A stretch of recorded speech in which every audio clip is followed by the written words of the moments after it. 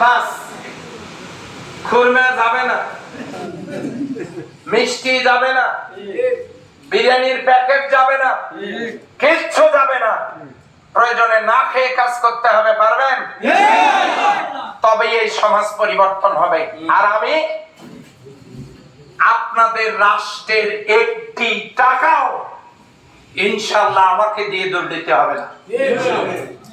যা পাবো সব এনে আল্লাহ আমাকে বিজয় দান করলে আমার এই বিলবোর্ড দেখতে পাবেন। এ মাসে পীরগঞ্জের জন্য কত কোটি টাকা বরাদ্দ, সেই দিয়ে কি হবে ওটা চাপ থাকবে অফিসের সামনে, গেলে দেখতে পাবেন।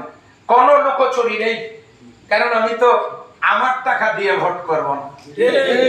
আমি 10 কোটি টাকা খরচ করলে 30 কোটি আগে কামাই করে তারপরে আপনাদের কথা ভাবতাম, কিন্তু টাকা তো দেবে জামাত ইসলামী। কি ভাই?